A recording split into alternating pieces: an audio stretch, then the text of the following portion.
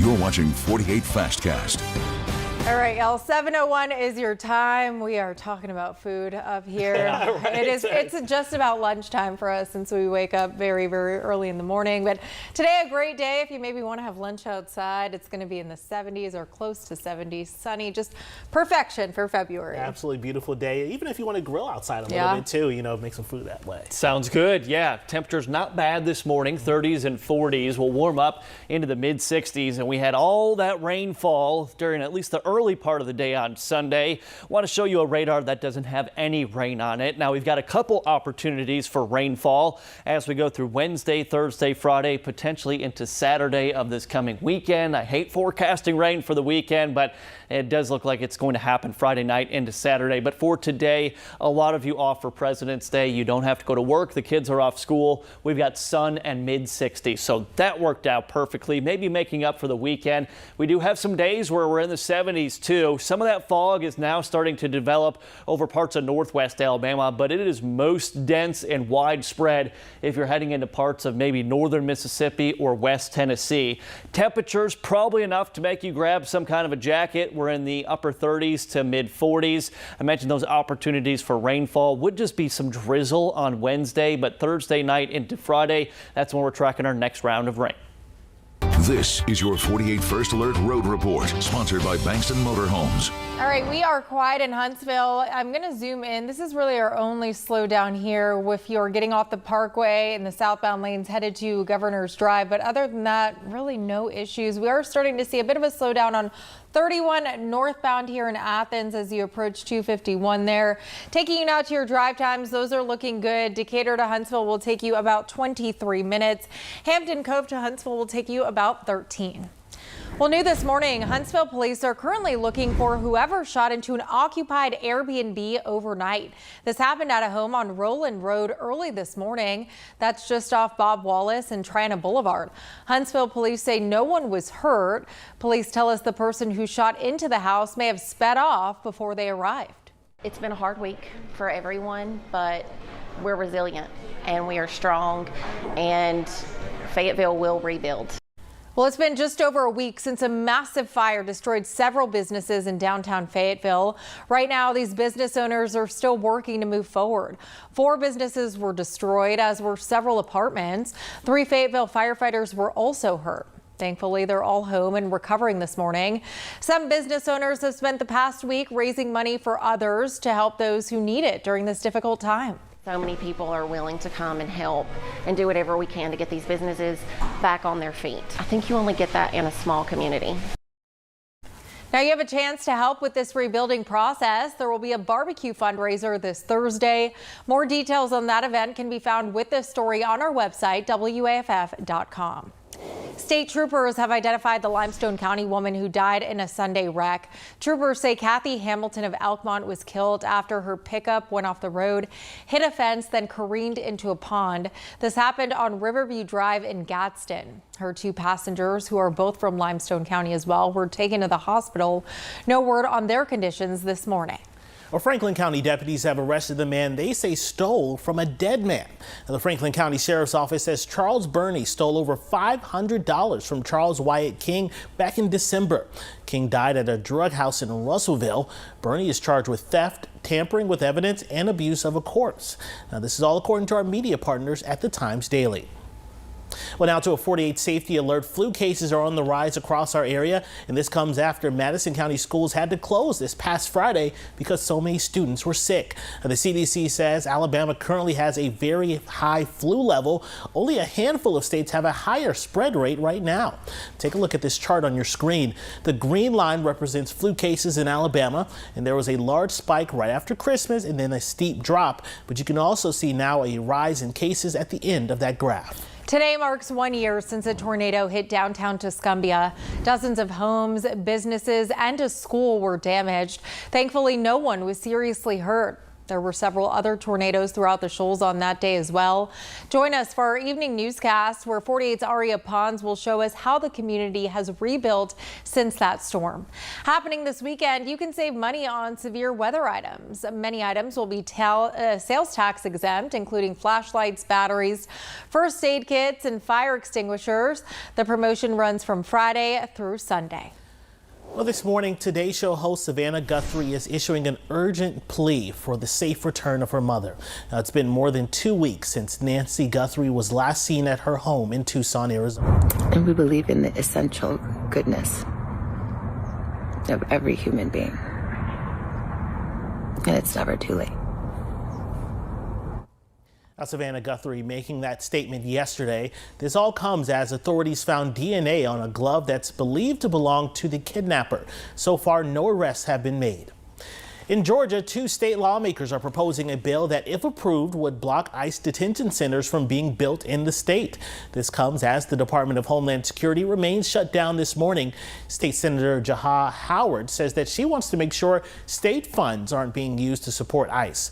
Republican leaders have said that ICE is doing a great job at removing dangerous people from the country. Well, you may soon be automatically notified if your child receives a traffic ticket in Alabama. A new bill called TJ's Law is making its way through the state legislature.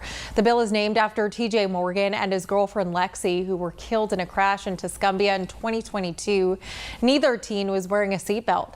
TJ's mother later found out that her son had received several tickets for not wearing a seatbelt. If approved, parents would automatically be notified if their child receives a traffic citation. TJ's mom says things might have turned out differently if she knew about those tickets. If I could have taken his truck away for a month, driven him to school. 16-year-old boys do not like for mama to take them to school. But that is something that I would have addressed had I known about it. The bill recently passed the House. It now heads to the state Senate. A dream vacation turned into a nightmare for 2 Alabama mothers and their daughters after a man threatened to kill them on a train in Belgium.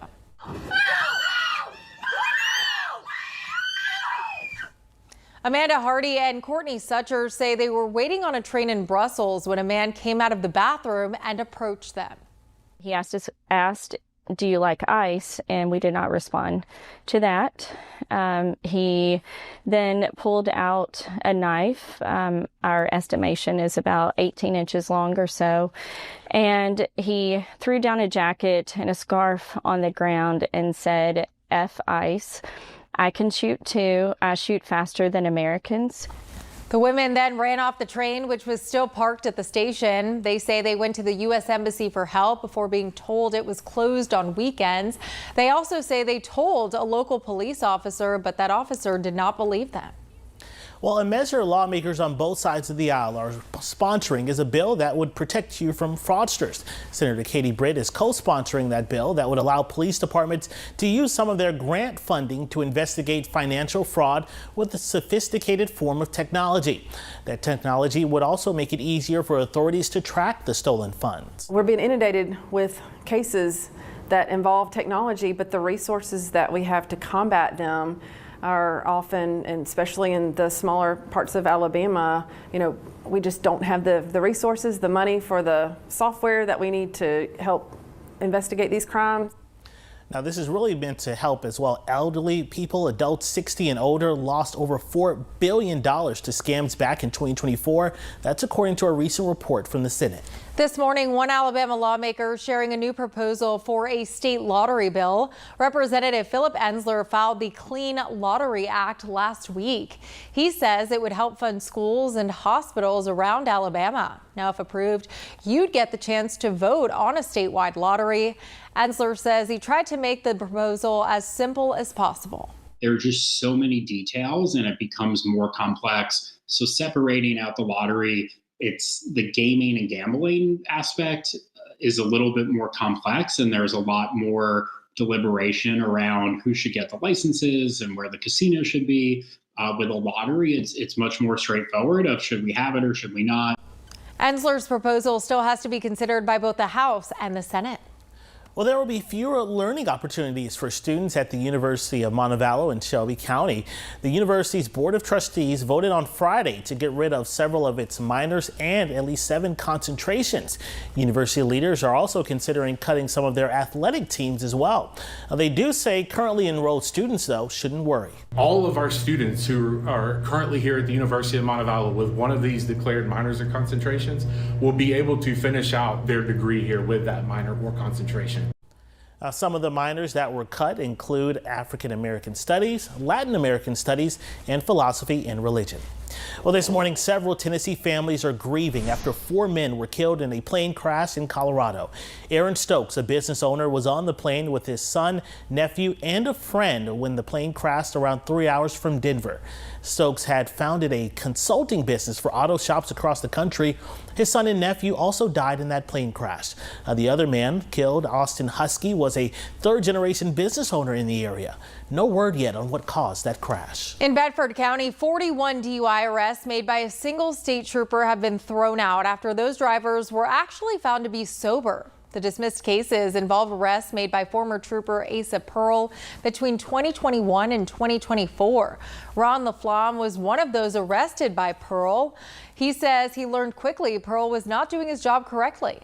I know that during the time that Ron's case was making its through the court, Ron's case was not the only one with this particular trooper where blood results were coming back negative. Now, 8 of the 41 cases were dismissed because there were no drugs or alcohol in the driver's systems. In 14 other cases, the driver's blood alcohol content was within legal limits. The other 19 cases were dismissed because Pearl either didn't show up to court or could not recall the events of the arrest. Did you get an apology from the officer? No. This could happen to your child. This could happen to your parent. This could happen to your coworker. Pearl resigned from Tennessee Highway Patrol in 2024 with no reason given. He did not respond to our sister station's request for comment. Oncologists at Vanderbilt University are making history. They've just performed their 100th non-invasive liver cancer procedure known as a histotripsy. The new procedure treats liver cancer by using ultrasound waves to destroy tumors. There's no cutting involved and patients have a much shorter recovery time. Well, Nashville International Airport officials have announced several new nonstop flight locations through Southwest Airlines. New flights to Reno, El Paso, and Manchester, Boston will be launching in October. And this comes as a new record for BNA, now offering over 200 departures every Monday, Thursday, Friday, and Saturday. Now, your First Alert weather with meteorologist Eric Burke. 7:13 on a Monday President's Day, and temps are a little cool this morning. We've got some clouds overhead, but those clouds will move out. We warm up nicely, high of 66 today. Then the clouds come back in. That keeps our temperatures from falling too much overnight. 46 waking up on Tuesday. For most of you, that's kind of a pseudo Monday. If you've got a long weekend, no work, no school today. Highs just shy of 70. We'll hit 70 on Wednesday, but Wednesday will probably bring some drizzle occasionally. Speaking of your Monday President's Day, other than a start in the mid 40s, we warm up into the mid 60s. Just very pleasant from start to finish. 76, the warmest day of the week is Thursday, but we're tracking rain coming in Thursday night into Friday morning. Eric, thank you. Still to come, Decatur city leaders are working to make upgrades to a decades-long festival. What plans they're proposing? And today is President's Day. Now, we'll tell you which places are open and which ones are closed ahead.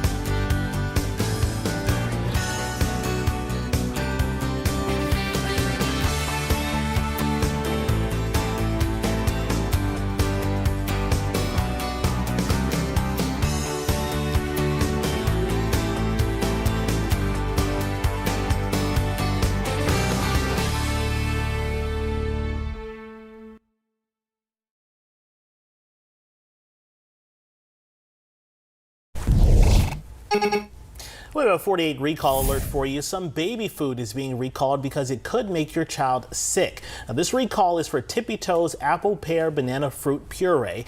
This food contains elevated levels of patulin. Now, that's a naturally occurring substance that could lead to several health issues, including nerve damage. The baby food was sold in plastic tubs as a 2-pack and have a best buy date of July 17, 2026. So far, though, no illnesses have been reported. And some supplements are also being recalled because they could contain salmonella. Ambrosia Brands is recalling some of its Rosabella Moringa capsules. These capsules were sold through the Try Rosabella website. Now, 3 people have gone to the hospital so far after taking this product. Happening today, the Morgan County Courthouse will be closed for the next few weeks. Now, crews are doing some electrical work there, maintenance work throughout that courthouse. And you can still visit department offices that are normally located at the courthouse, but those offices have changed locations. So you have a complete list of those offices, the locations attached to this story on our website, WAFF.com. Also happening today, Decatur city leaders will talk about adding some new kayaks for you to enjoy at Point Mallard Park. City officials are considering building 2 self-service kayak stations. All you'd have to do is scan a QR code and then pay for the kayak on your phone. City Council President Kyle Pike says safety equipment will be included in the cost. Anytime you're on the water, there are safety regulations. We've got great law enforcement coverage along the river here, but yeah, there will be some information provided when you rent a kayak. Safety will be covered under that. You'll have a life jacket as well, will be included with the rental of whatever kayak or option you rent that day. And so, yeah, we want people to get out and enjoy the water safely. Pike also tells us some local nonprofits have already offered to help pay for these new stations. Well, $300 million is going toward improving the roads near the University of Alabama. Tuscaloosa city leaders received the money from ALDOT. Roads that will undergo reconstruction include Julia Tutwiler Drive and Campus Drive. Well, as we get closer to America's 250th birthday, Decatur city leaders want to revive the Spirit of America Festival. The event has been a big part of Decatur summers for almost 60 years now. However, attendance dropped after city leaders stopped funding the festivities in 2014. Our partners at the Decatur Daily say since then, county leaders and private sponsors have been footing the bill. Last week, Parks and Rec Director Hunter Allen presented a plan for the city to pay less than $20,000 for the festival's fireworks. He's hoping this will help reboot the Spirit of America on the country's big birthday. Well, covering your community in Florence, where the Military Veterans Affairs Office at the University of North Alabama is being recognized by U.S. News and World Report. Veterans are able to receive help registering for classes through the office, and university leaders told our media partners at the Times Daily that nearly 400 students received GI benefits last semester. Well, today is President's Day, and we're on your side with what's open and what's closed as well. Now, banks and federal courthouses will be closed. There will also be no mail delivery. Most county courthouses and government offices will also be closed, including many schools. Some libraries, though, will be open. In different cities have different schedules when it comes to trash collection. Now, Huntsville and Decatur will pick up trash today, and most businesses will remain open. Well, it may soon cost you more to go to the Florence Coliseum and city rec centers. The Public Works Committee is recommending raising rec center fees from $20 to $25 an hour. Rental fees might also go up from $400 to $600. This is all according to our media partners at the Times Daily. Now, your First Alert weather with meteorologist Eric Burke. Well, good Monday morning once again. Let's talk some temperatures here. Not the coldest start we've seen for February. It's actually quite warm in the upper 30s to mid 40s. I would still suggest some kind of a jacket, a sweatshirt to get you going. Our 8th day in a row, we hit our 3-degree guarantee. That's $250 raise for Neighborhood Christian Center there in Decatur, courtesy of our friends at Frontier Foundation. 66 is our official forecast for today. We've got some opportunities for rainfall coming. I think Wednesday will mostly just be drizzle, but Thursday night, overnight into Friday, that's probably our best chance for rain. Not a lot of wind today, a little breeze this morning becoming east-northeasterly and should be fairly calm up until about sunset. Well, still to come, state lawmakers are pushing to recognize Alabama as the birthplace of Mardi Gras. What's going into the effort next?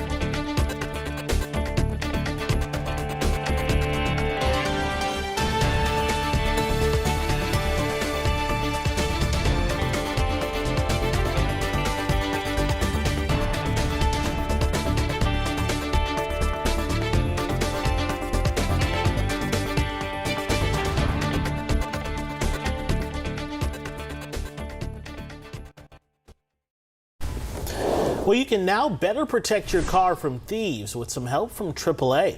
They're offering free steering wheel locks for owners of certain Kia and Hyundai vehicles. Those models range from 2011 to 2022. Now, you can get one of those free locks at an event this Thursday at local AAA offices. Just make sure to bring your vehicle registration or your insurance card. Covering our community now, where you will soon see some new jumbotrons at Austin and Decatur high schools. Our partners at the Decatur Daily say Coca-Cola is sponsoring the project. Dustin Freed, Decatur City Schools construction manager, says the jumbotrons will be massive.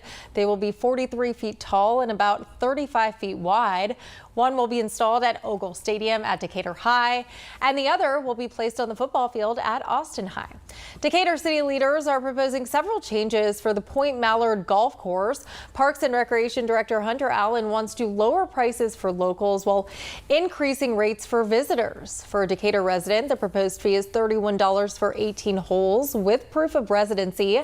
For a visitor, the fee would be $44 per day for 18 holes. The golf course is currently closed for renovations. Well, check this out. A Tennessee woman who competed in the World Marathon Challenge ran 7 marathons on 7 continents in just 7 days. Yeah, Dawn Doucette started that challenge in Antarctica, where she ran over 26 miles.